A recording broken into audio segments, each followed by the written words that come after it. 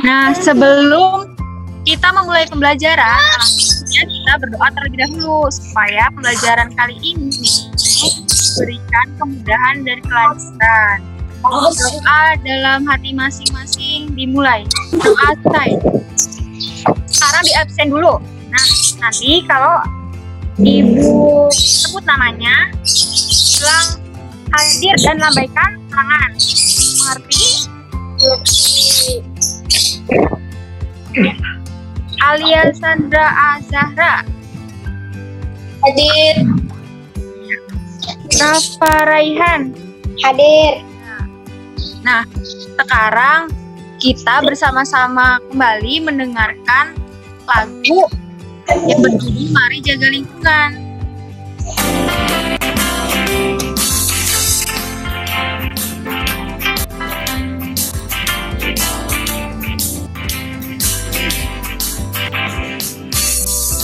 Ayo kawan semua, mari bersama-sama jaga lingkungan kita agar bersih dan sehat.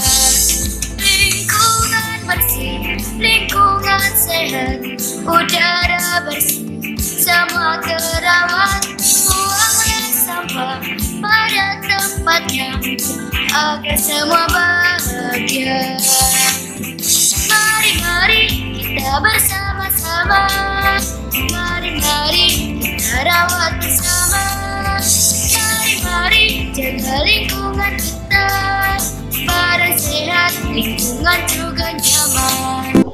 Nah, tadi lagu tentang menjaga lingkungan. Coba lihat di lingkungan sekitar kita. Anak-anak tahu tidak ulat makannya apa? Daun. Tahu. Selain daun apa lagi? Terus ulat dimakan apa? Burung. Selain burung ada lagi? Bisa sama A? Ya. Nah, proses tersebut merupakan contoh dari rantai makanan. Sudah pernah baca tentang rantai makanan belum? Ya. Ya, kemarin kan diberi modul ya. Setelah nanti pembelajaran, anak-anak nanti dapat mengidentifikasikan dan menuliskan pokok pikiran dalam teks non-fiksi. Selanjutnya dapat membuat rantai makanan berdasarkan ekosistem tertentu dan menemukan solusi untuk dampak perubahan iklim yang terjadi dalam ekosistem. Nah, jadi perubahan iklim yang kemarin kita bahas berhubungan dengan ekosistem yang ada di lingkungan sekitar kita. Nanti kita akan bahas lebih lanjut pada saat kita tanya jawab ya. Nah, tapi sebelumnya apabila ibu bilang semangat pagi, nanti anak-anak bilang pagi-pagi, semangat pagi. Mengerti? Yuk, 1, 2, 3, selamat pagi. Pagi. Kemarin sudah baca modul semua? Coba sekarang ibu mau tanya, siapa yang tahu tentang apa itu teks non-fiksi? Acungkan tangannya. Ya, siapa namanya? Ajeki. Ajeki. Apa teks non-fiksi? Dengan kejadian yang nyata. Iya. Benar tidak jawaban dari Ajeki?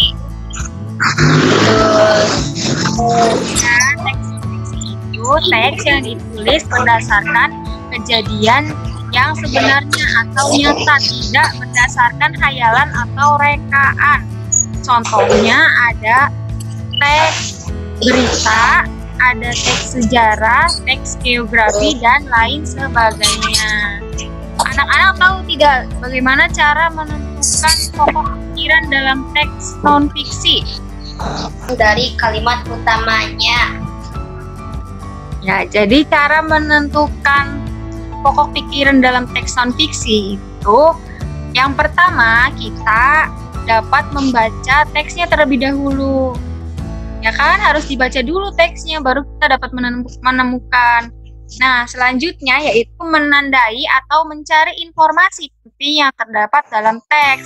Biasanya terdapat dalam kalimat awal atau di akhir kalimat dalam suatu paragraf. Kemudian kita bisa menentukan dalam bentuk satu konsep ya. Itu untuk menentukan pokok pikiran. Ini sekarang Ibu mau tunjukkan modul yang kemarin. Ada yang mau membacakan teks non-fiksinya tidak? Alisandra. Fenomena yang berpengaruh pada iklim. Terdapat beberapa peristiwa alam yang mempengaruhi iklim di suatu negara, terutama iklim di Indonesia. Fenomena tersebut diantaranya adalah fenomena El Nino dan La Nina. Nah, sekarang kita tentukan pokok pikirannya. Kalimat pertama itu terdapat beberapa peristiwa alami di dunia yang akan mempengaruhi iklim di suatu negara, terutama iklim di Indonesia. Nah, kalimat terakhir pada paragraf tersebut yaitu fenomena tersebut diantaranya adalah fenomena El Nino dan La Nina. Kemudian kita dapat menentukan pokok pikirannya dengan menyimpulkan berdasarkan dua kalimat tersebut, yaitu fenomena El Nino dan La Nina adalah fenomena yang mempengaruhi iklim suatu negara termasuk Indonesia. Selanjutnya Ibu mau tanya, siapa yang tahu rantai makanan itu apa? Rantai makanan. Sudah, kalau lupa kita bahas sama-sama. Rantai makanan adalah peristiwa transfer energi atau peristiwa makan dan dimakan antar makhluk hidup. Misalnya nih, padi dimakan oleh belalang. Lihat tanda panahnya. Padi dimakan oleh belalang, dimakan oleh katak. Katak dimakan oleh ular. Ular jika sudah akan diuraikan oleh jamur. Jamur ini berperan sebagai dekomposer yang nantinya menjadi zat kimia yang akan dimanfaatkan oleh tumbuhan untuk berkembang. Ada konsumen, dan dekomposer dalam suatu rantai makanan. Coba lihat, di sini ada piramida makanan. Ada yang mau menjelaskan tidak? Maksudnya bagaimana ini piramida makanan? Alia Sandra. Padi dimakan oleh belalang, yaitu belalang dimakan oleh katak, yaitu konsumen gula. Katak dimakan oleh ular. Elang dimakan ular dimakan oleh elang, yaitu konsumen 4. Beri tepuk tangan buat Adisandra. Adisandra. Ya. Nah, ini padi berperan sebagai produsen. Padi dimakan oleh belalang yang berperan sebagai konsumen 1. Dan belalang dimakan oleh katak yang berperan sebagai konsumen 2. Katak dimakan oleh ular yang berperan sebagai konsumen 3. Dan ular dimakan oleh elang yang berperan sebagai konsumen 4. Rantai makanan dan jaring-jaring makanan ini sangat penting agar kita dapat menghadapi dan mengatasi masalah dalam kehidupan sehari-hari, karena manusia tidak terlepas dari lingkungan dan alam. Manusia makan dengan hasil alam. Nah, nasi yang kita makan itu berasal dari padi. Padi itu berasal dari alam. Maka ada hubungan interaksi manusia dengan lingkungan. Nah, selanjutnya Ibu akan menampilkan media pembelajaran mengenai dampak perubahan iklim terhadap ekosistem. Anak-anak simak baik-baik ya. Seperti apa ya dampak perubahan iklim? Ayo kita cari tahu bersama. Salah satu dampak perubahan iklim adalah anomali musim. Anomali sendiri diartikan sebagai penyimpangan, sehingga anomali musim diartikan sebagai penyimpangan terhadap pola dan intensitas musim di suatu daerah. Lalu, seperti apa ya anomali musim yang pernah ada di Indonesia? Salah satu dampak perubahan iklim adalah meningkatnya jumlah ulat bulu pada tahun 2011. Salah satu fenomena ini ulat bulu terus tiap akibat berkurangnya predator predator.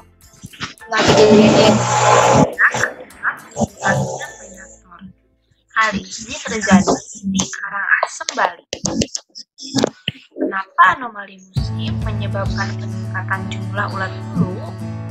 Ayo kita cari tahu. Normalnya Indonesia mengalami musim kemarau dan musim hujan yang seimbang dalam satu tahun. Namun pada tahun 2011 terjadi anomali atau penyimpangan musim berupa musim hujan berkepanjangan. Sebabnya burung cucuk tidak menetas. Dalam rantai makanan, burung cucuk memangsa ulat memakan jambu mete. Saat burung cucuk jumlahnya berkurang karena telurnya tidak menetas dan diburu manusia, maka jumlah ulat menjadi meningkat karena sedikitnya burung cucuk memangsa ulat. Jumlah ulat meningkat mengakibatkan banyaknya jambu mete yang rusak dimakan oleh ulat. Sehingga petani jambu mete merugi karena banyak buah jambu metenya yang rusak. Lalu, bagaimana caranya agar petani tidak merugi karena banyaknya buah jambu mete yang rusak? Untuk menentukan solusinya, ayo kita lihat kembali rantai makanan.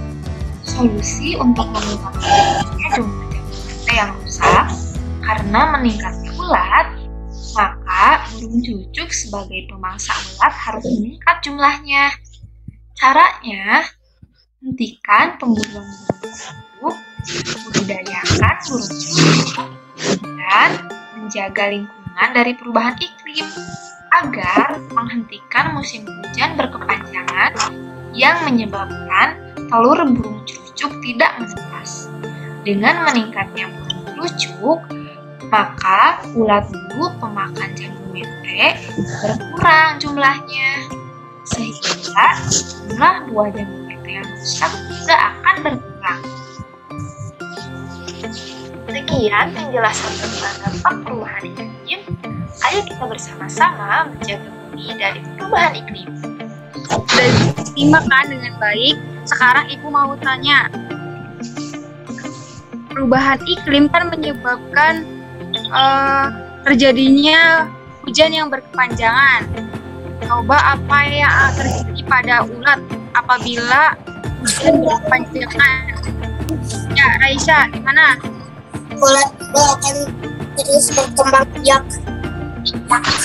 Ya, mengalami peningkatan ya jumlah ulat bulunya. Kemudian apa yang terjadi pada jambu mete apabila hujan berkepanjangan?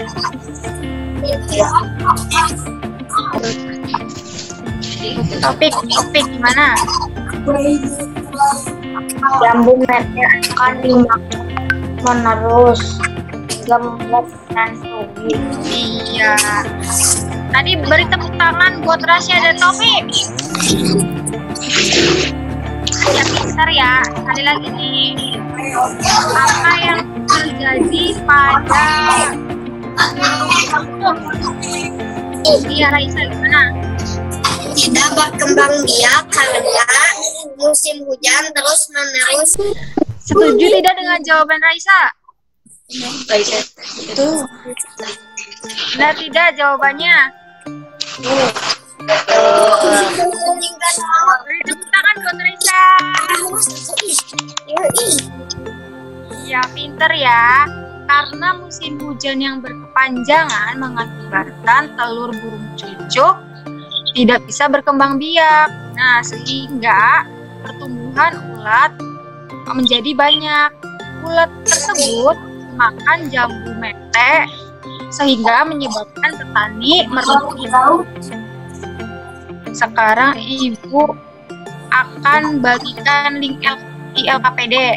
Nanti Ibu beri waktu anak-anak selama 40 menit. Nanti anak-anak bisa meninggalkan room Zoom meeting ini dan mengerjakan ILKPD. Nanti linknya Ibu kirim melalui grup WA. Tapi sebelum itu Ibu akan menyampaikan cara pengerjaannya. Seperti biasa ya. Anak-anak nanti mengisi identitas dengan nama dan nama sekolah. Tapi sebelum mengerjakan anak-anak alangkah baiknya berdoa terlebih dahulu supaya diberikan kemudahan dalam mengerjakannya. Nanti mengerjakan di LKPD sesuai dengan petunjuk. Dikerjakan secara langsung ya, tidak perlu menggunakan buku untuk mengerjakannya, tidak perlu menggunakan alat tulis. Nah, ketika sudah selesai nanti klik finish dan pilih send my answer to my teacher.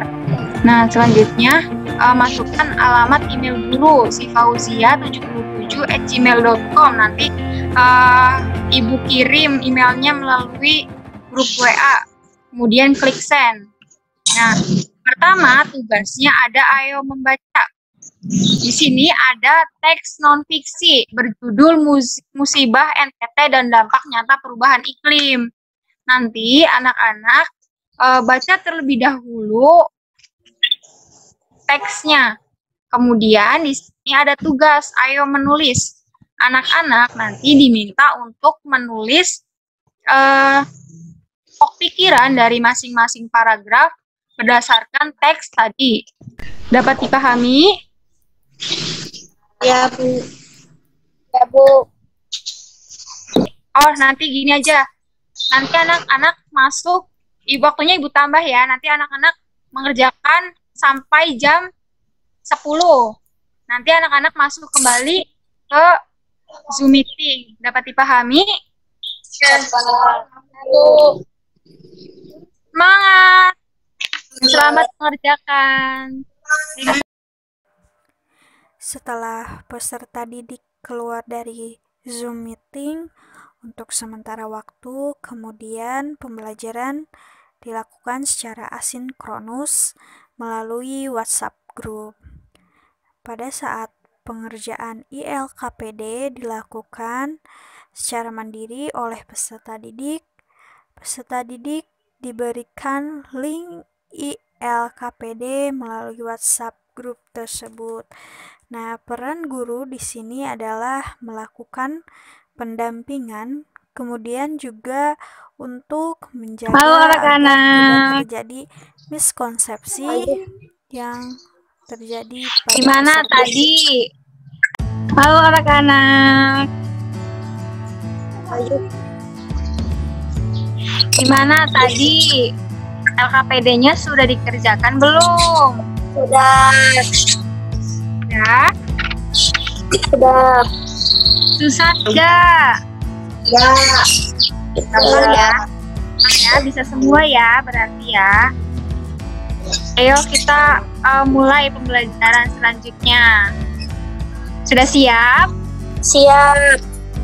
Siap. Iya. kan ada tugas ayo membaca. Ini sudah dijawab pertanyaannya belum? Yang membuat pokok pikiran. Sudah. Siapa yang mau membacakan hasil pengerjaannya? Ayo Taufik, coba bacakan hasil pengerjaannya. Musibah banjir bandang dipicu siklon tropis Jora terjadi di Nusa Tenggara Timur saat 2021.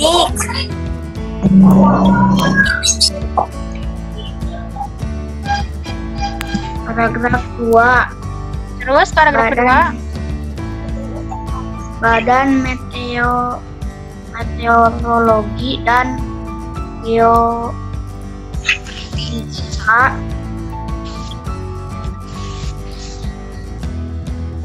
atau BMKG mengatakan musibah yang melanda NTT disebabkan oleh cuaca ekstrim.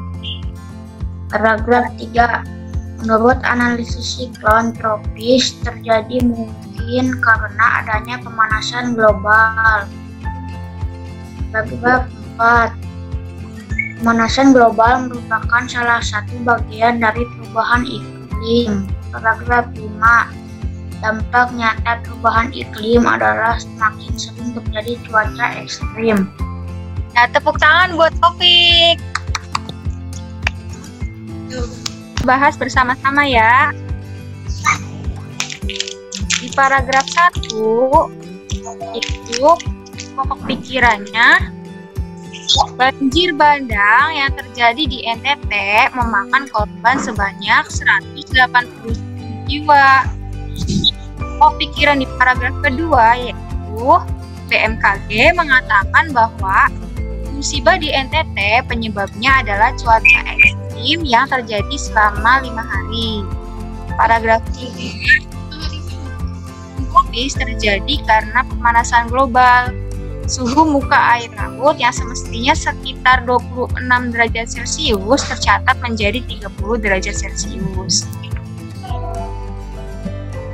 Yang keempat, yaitu pemanasan global merupakan bagian dari perubahan iklim dan membutuhkan waktu lama dan upaya yang keras untuk menjaga suhu bumi naik.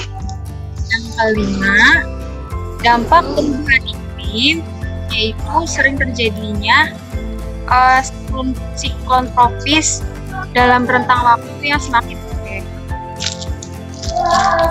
Selanjutnya di bagian ayo mencoba, siapa yang mau menjelaskan hasil pengerjaannya? Ayo Silva.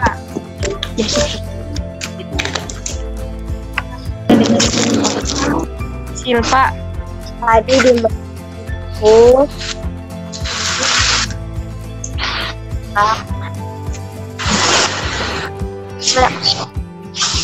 Coba.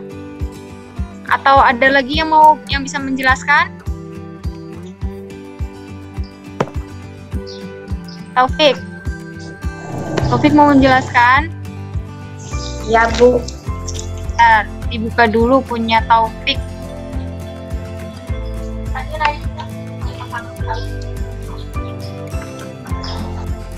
Coba Taufik jelaskan.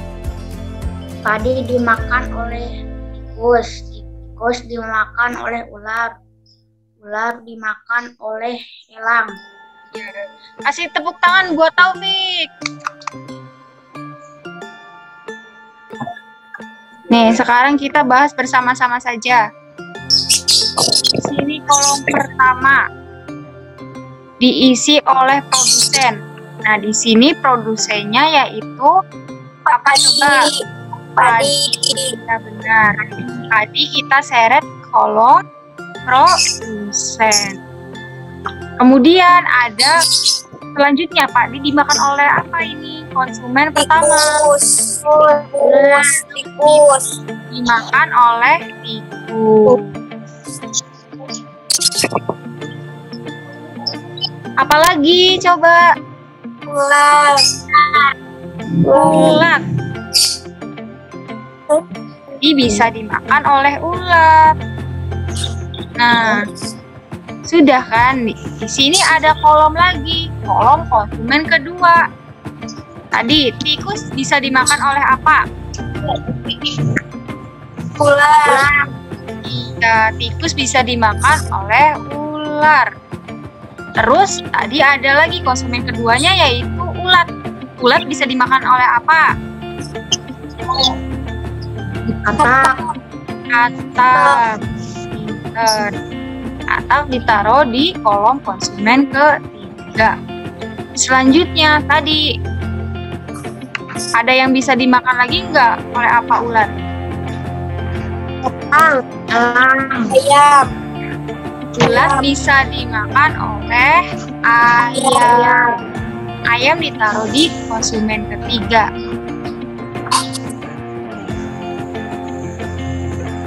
Nah, berarti ini katak, ayam, dan ular bisa dimakan oleh apa yang masih tersisa? Elang ditaruh di konsumen keempat. Selanjutnya, siapa yang mau membacakan hasil pengerjaan bagian Ayo Mengamati? Nah, Silva, di sini ada ekosistem sawah, ada padi, ada tikus, ada belalang, ada ular, ada pohon, ada ulat, ada ayam, ada katak, ada elang. Nah, sekarang jawab pertanyaannya. Nomor 1. Beberapa bulan ini terjadi curah hujan tinggi yang menyebabkan meningkat jumlah padi akan rusak dan habis. 2. Di musim hujan telur-telur ular menetas sehingga jumlah ular meningkat. Apa yang akan terjadi pada tikus? Tikus akan habis dimakan ular. Nomor 3. Curah hujan tinggi menyebabkan banjir sehingga petani gagal panen. Apa yang akan terjadi pada hewan? Hewan-hewan akan kehilangan habitatnya. Nomor 4. Apa yang dapat kita lakukan agar populasi hewan pada jaringan makanan tetap stabil dengan cara melestarikan? Iya, kasih tepuk tangan buat Silva. Coba Ibu mau tanya, jawaban Silva ini benar atau tidak?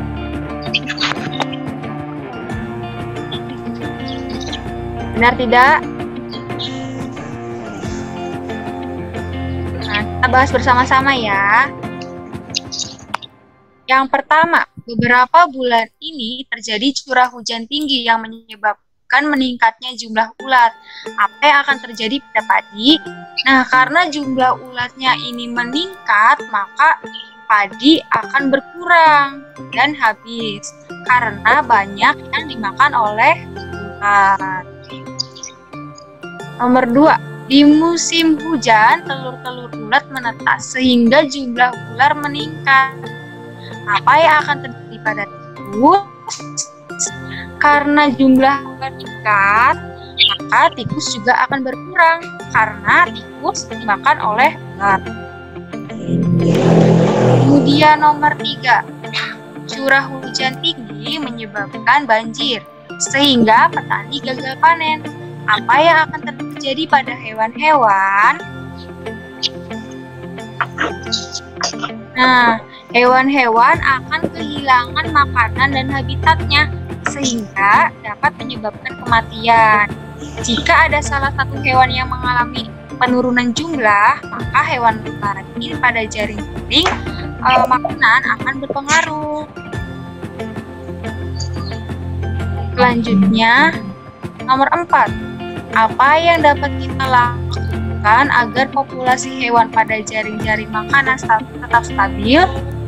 Kita dapat tidak melakukan pemburuan hewan secara berlebihan, karena itu dapat menyebabkan penahan hewan dan menjaga alam supaya tidak rusak, sehingga lingkungan kita tetap terjaga kelestariannya.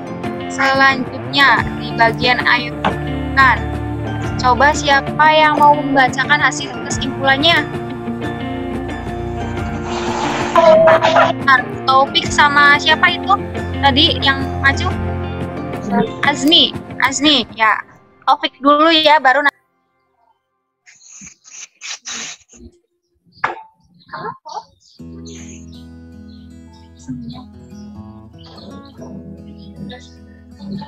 Ayo Taufik, bacakan hasil kesimpulannya. Dampak dari perubahan iklim adalah semakin sering terjadi cuaca ekstrim. Di salah satu wilayah bisa saja terjadi hujan terus-menerus yang menyebabkan banjir. Sementara di wilayah lain terjadi kemarau berkepanjangan. Cuaca ekstrim dapat berpengaruh terhadap rantai makanan. Misalnya, curah hujan tinggi dapat menyebabkan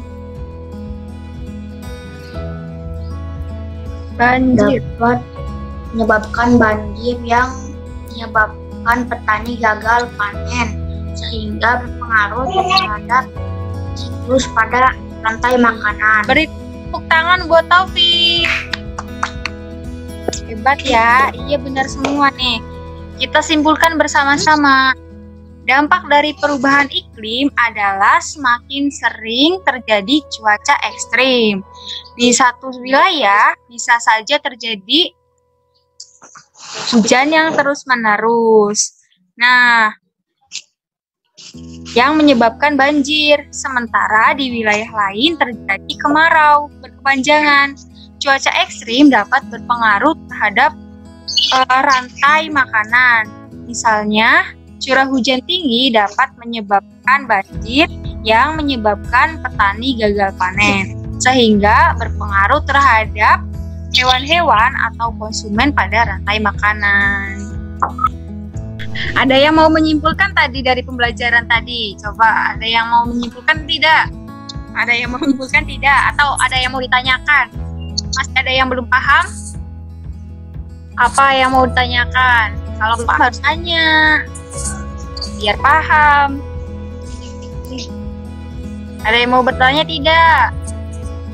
Sudah. Ya. Tadi kita belajar tentang apa?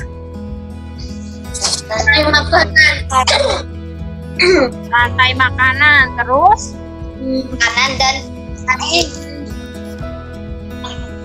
kalimat pokok dan rantai makanan. Pikiran pokok dan rantai makanan. Iya. Kita tadi belajar tentang pikiran pokok dalam teks non-fiksi dan belajar rantai makanan. Dan satu lagi tadi, dampak perubahan iklim terhadap ekosistem yang berpengaruh terhadap rantai makanan. Nah, tadi teks non-fiksi itu, ingat-ingat, teks non-fiksi itu teks yang ditulis berdasarkan kenyataan yang sebenarnya. Cara menentukan pokok pikiran dalam teks non-fiksi yaitu yang pertama membaca teks, kemudian menemukan informasi yang terdapat dalam teks. Biasanya dalam satu paragraf dapat kita temukan pada kalimat awal dan kalimat akhir. Kemudian simpulkan dalam satu konsep, itu menjadi pikiran pokok. Kemudian rantai makanan. Nah, rantai makanan ini yaitu berupa transfer energi terhadap satu makhluk hidup ke makhluk hidup lain atau peristiwa makan dan dimakan. Contohnya tadi ya, padi dimakan oleh ulat, ulat dimakan oleh burung dimakan oleh ular, dan ular dimakan oleh elang. Nah, terus tadi dampak perubahan iklim, misalnya kita terjadi di musim hujan yang berkepanjangan, maka berpengaruh terhadap ekosistem di rantai makanan. Nah, tadi apabila hujannya berkepanjangan, maka telur burung cucuk itu sulit untuk menetas, sehingga menyebabkan meningkat jumlahnya, dan pohon jambu mete itu menjadi rusak karena dimakan oleh ulat yang menyebabkan petani gagal panen. Oleh sebab itu, kita bersama-sama harus menjaga lingkungan karena lingkungan yang sehat itu, lingkungan yang baik akan melestarikan bumi kita supaya tetap aman di masa depan. Sudah tidak ada yang ditanyakan? Tidak ada. Nah, nanti anak-anak akan dibagikan soal evaluasi tentang materi yang tadi telah kita pelajari. Terima kasih. Selamat istirahat ya, Rizky. Tapi jangan lupa mengerjakan soal evaluasinya. Wabillahi taufiq wal hidayah. Wassalamualaikum warahmatullahi wabarakatuh. Waalaikumsalam warahmatullahi wabarakatuh.